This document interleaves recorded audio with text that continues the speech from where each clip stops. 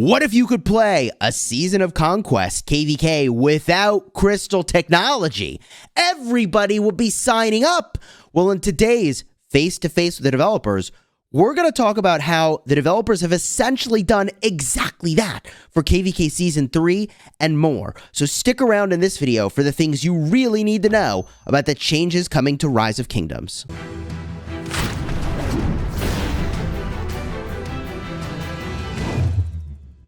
Hello my friends and welcome back. I'm Chisgule Gaming, and although I'm a bit sleep deprived from battling in Call of Dragons till 5 a.m. and 3 a.m. over the last couple days, I wanted to cover this face-to-face with the developers because I think it's extremely significant. So we're going to go from top to bottom here, starting with the changes to Thutmose, but if there's any one thing you want to see, use the timestamps in the description to navigate to the part you're interested in. Let's start with changes to Thutmose. I myself was confused and thought the developers were changing the museum buff for Thutmose, but they said, "We're sorry for not explaining the adjustments clearly in the announcement and the inconveniences caused. Thutmose's the third buffs in the museum will not be affected." Okay, interesting. The balance adjustment for Thutmose is on the skill Might of Thebes, which is the expertise skill, by the way. The details are as follows.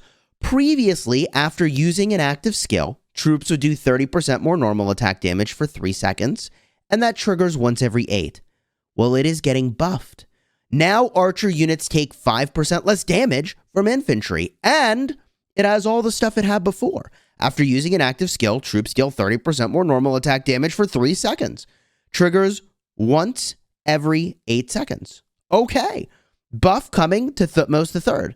That's his expertise skill, so you gotta have him maxed out to get that benefit, which means, realistically, most of us probably aren't going to enjoy that benefit. But for the super whales, I suppose, that are rallying in early versions of KvKs, archer units taking 5% less damage from infantry is relevant. Now, from here, we've got to cover the headliner, the thing that I probably put on the thumbnail. As Season of Conquest commanders are made available in Season 3, Season of Conquest governors can migrate to Season 3 directly.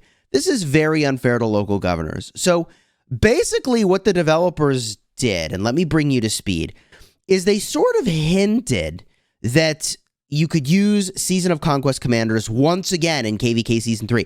It used to work that way, by the way. It was a little convoluted, but without getting into all the history, I'll simply say that they are basically making it so that you can use Season of Conquest commanders now in KvK Season 3, and you can obtain them in KvK Season 3. Well, this looks a whole heck of a lot like a Season of Conquest KvK without crystal technology.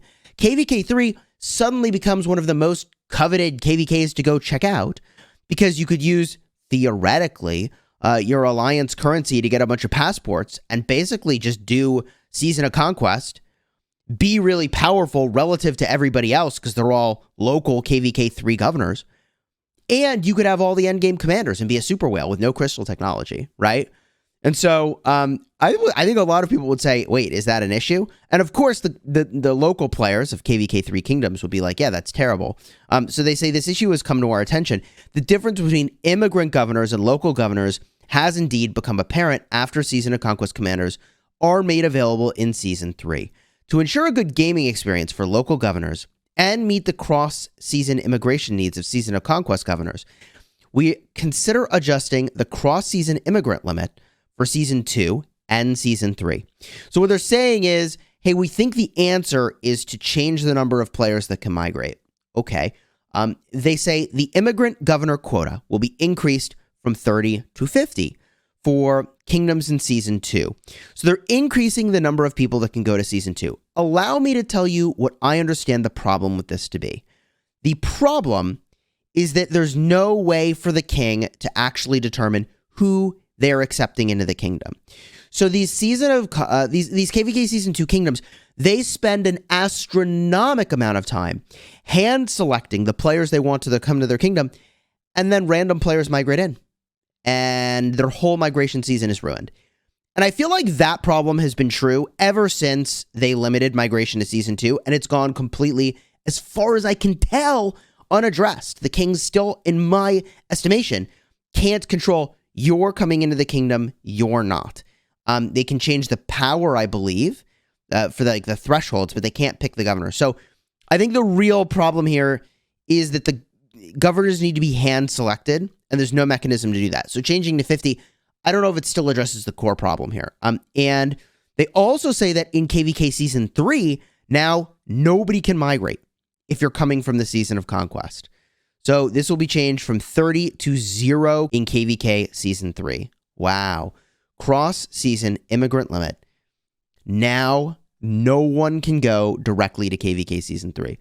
So if you want the glory of experiencing a KvK with no crystal technology, but with all your Season of Conquest commanders, you have to go back to KvK Season 2, slug it out through that, then you get to KvK Season 3, and you're still a king on a god among mortals, okay? Because you have all the Season of Conquest stuff. So these adjustments on the usability of Season 3 commanders and the availability of Season of Conquest commanders are in line with the recent matchmaking adjustments for kingdoms that enter Season of Conquest for the first time and Season of Conquest immigration adjustments. This is to give kingdoms and governors sufficient time to develop before entering into the Season Conquest and to help them go through the transition smoothly. We will constantly pay attention to the issue of the game ecology in the future. Please feel free to share your opinion. Okay, so here is my opinion. Since I was invited, I think the challenge here is that it was really good to have pre-Season of Conquest commanders and then Season of Conquest commanders. And I think it was really good to have the museum buffs that close the gap dramatically between Season of Conquest and not Season of Conquest. In fact, I would make the argument that it'd be really cool if the power level on the museum buffs was pushed so much that you're like, yeah, the Season of Conquest commanders are like critical if you're on the bleeding edge of the meta or you're rallying or you're garrisoning, but you don't really need Season of Conquest commanders because the early game stuff is actually balanced. But the problem is ultimately that to get the museum buffs that they have, which are pretty close to what I was just describing anyways, you need to get currency, and that currency is not freely available. So you've got a pay barrier to the thing that's supposed to balance the early game and the late game. And I think that's where it all falls down. And so instead of kind of addressing the pay barrier for the thing that's supposed to balance early game and late game, we're going through a lot of hoops, changing a bunch of the migration stuff. I don't know if I'm articulating this particularly clearly, but I think that if you simply, with no cost whatsoever, to players, balanced the early game commanders with the late game commanders, this would be a non-problem. And also that would sort of eliminate a little bit the issue perhaps of needing the Season of Conquest commanders anyways. I don't know. The Season of Conquest commanders are really, really powerful. So I suppose either way they got to do something about that. But let me know your thoughts about this one down below in the comments. Also, if you're getting value from this video so far, do me a huge favor. Throw a like on here. Consider subscribing to the channel. Let's continue onward here to the leadership style equipment question. They're saying the attributes are too weak and do not provide enough advantages for a single unit type. And I feel like the reason the developers took this question was to just make clear a point that I feel like most people understand, which is that the point of the leadership equipment was not to make universally good equipment. The point of the leadership equipment was to help you in a situation where you have truly mixed troops. In order to enrich our governor's gaming experience, we'd like to see governors develop more specialized equipment sets for specific unit types, rather than using one universal equipment that affects all unit types. Leadership equipment is designed to complement the bonuses that leadership commanders provide to mixed troops. It's not designed to be used with every commander or unit type as a catch-all equipment type. And there you have it, right? We sort of figured this out in my live streams, although I haven't done testing yet. I don't have access to full crit, iconic leadership equipment to kind of compare. But my sense is that even for a march that, like I use with Trajan, where I bring mostly infantry, even then the infantry gear is still better. But when you have a truly, fully, like one-third split of all the troops, okay, then I think it makes a lot of sense to have the leadership equipment. Or I suppose it could be even as far as like 25, 25, 25, 25 if you include siege. So 25% for each troop type. So you should only really be making leadership gear if you have a truly mixed set of troops, all right? Up next, KvK battles are unbalanced due to the significant differences in the number of active governors among kingdoms. And this is so true. This couldn't be more true.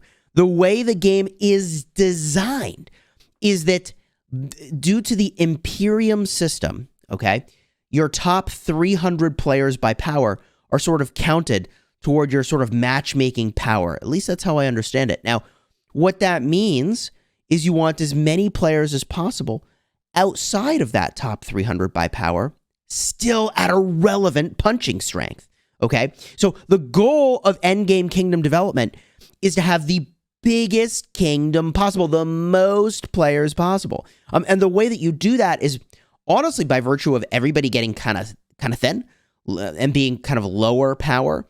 And then you can have more people because basically your sort of Imperium threshold is that top 300 by power, right? So if you have players that are only like 1 million into that threshold of being top 300 by power, you can have a ton of those players compared to one player who's 150 million power.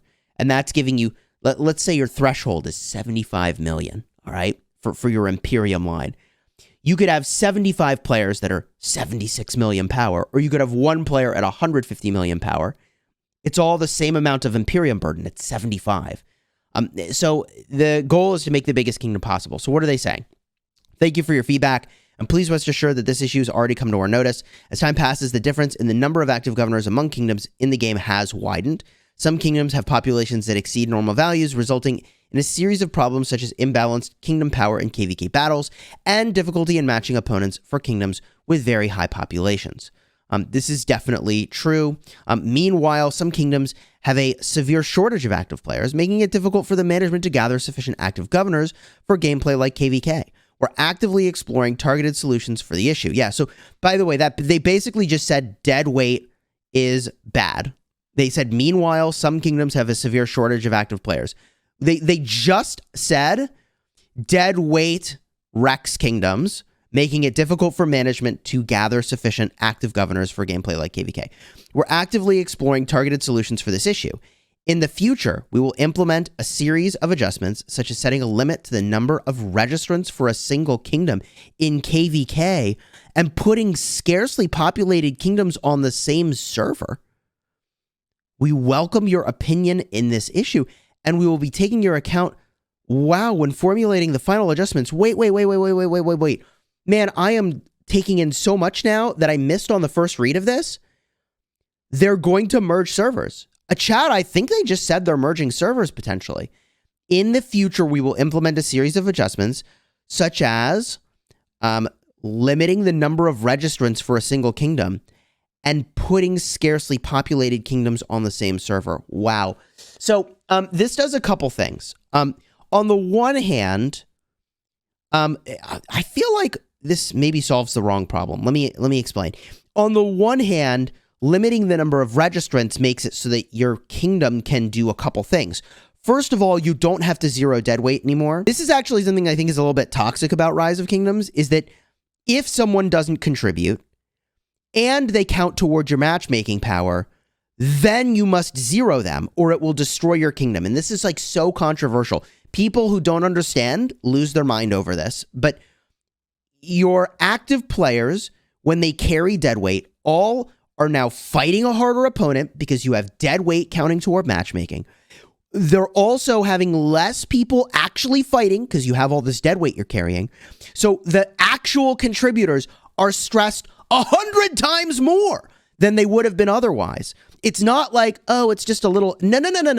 It's a heavy dead weight carry. And the burden is exponential on your active players. It's not linear. It's literally exponential how much more your active players have to do when you have any dead weight at all. So what I like about this is they're basically saying, all right, fine, register a certain number of players in your kingdom. You choose them. Don't register your dead weight if you don't want dead weight in your matchmaking power. And then you don't have to zero your dead weight in your kingdom, which I think is a win. But what I think is not a win is that the whole game is called Rise of Kingdoms. The whole point is that you're supposed to build a kingdom, bro. And so like, oh yeah, we're going to go into KvK as a kingdom. Oh, by the way, we're too big as a kingdom, so y'all over here just can't even play with us.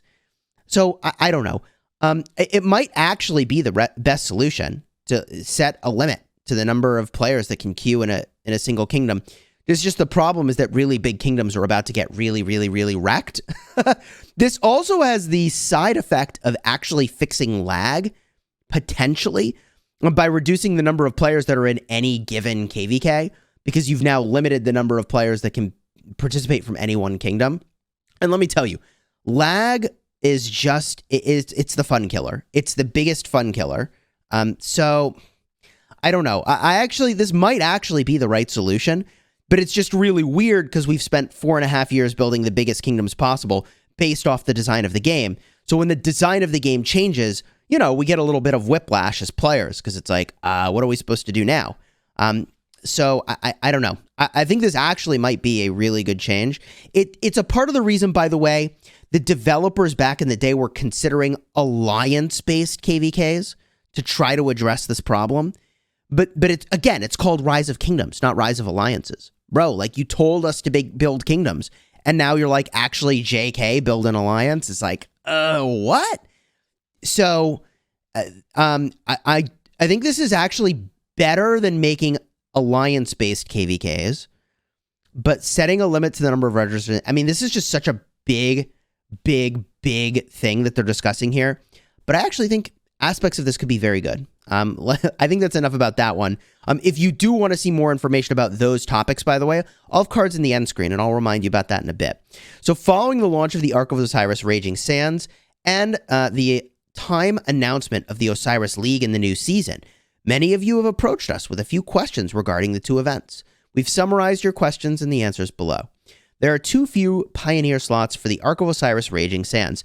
This is, by the way, the version of Ark of Osiris that has fog. All right. I'm unable to register for Fog Ark of Osiris. And they say, thank you for your feedback. Many of you have registered for the Raging Sands once it launched. We decided to open more registration slots given the overwhelming response. However, given that it's a Pioneer event, potential issues such as technical faults and design defects might arise. So to prevent these issues from causing large-scale negative impact, we have no choice but to limit the number of participants. We apologize for the inconvenience caused. I think this is a clean answer. Okay, it's a very clean answer. Obviously, it's a Pioneer event.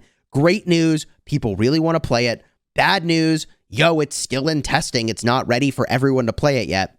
So, okay. I mean, that's perfectly fair.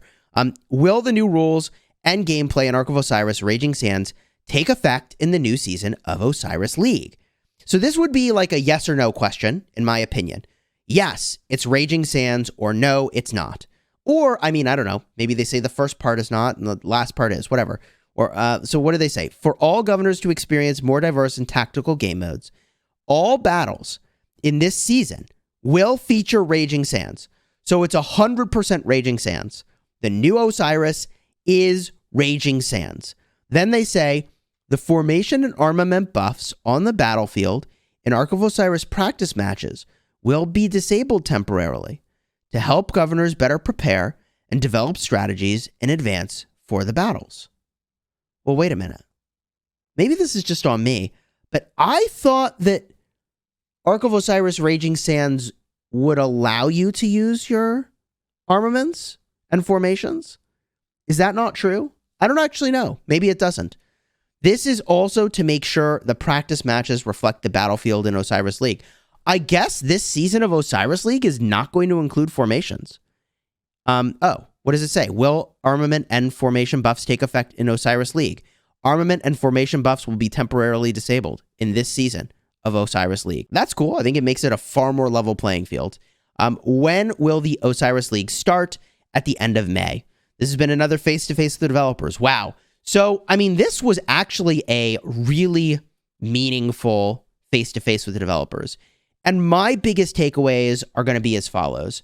First of all, they're looking at how the heck to balance KvK matchmaking, and I think that's a very good thing. As a kingdom that got really savaged by virtue of match not found for way too long, and also a KvK that was just like, it was a non-KvK and we kind of wasted a lot of time. And I'm not trying to be critical, but like, we signed up for fights and we didn't get fights, right? I think balancing KvKs is critical, and making these matchups be fun is critical. And the drop-off in attendance and interest in the game in my kingdom, which was one of the biggest kingdoms in the game, is a testament to the fact that if you don't make balanced matchmaking, people get really bored. So I think this is very important. The other thing that I take away from this message that is really, really important is that you basically have KvK Season 3 now as a Season of Conquest KvK with no crystal technology. And to do that, you have to suffer through KvK Season 2. Honestly, I think KvK Season 2 is perfectly fun. It's a different experience, but I think it's perfectly fine. And the problem, however, still remains that, like, can the king control who the 50 players are or not? And they're looking at upping the immigration quota to those younger kingdoms. But those are going to be the most coveted spots in the game, let me tell you. If you enjoyed this video, do me a favor, throw a like on here, consider subscribing. If you want more information about KvK Season 3, now including Season of Conquest Commanders, card will be in the end screen for that in just a second. And until next time, you have fun smashing the kingdom.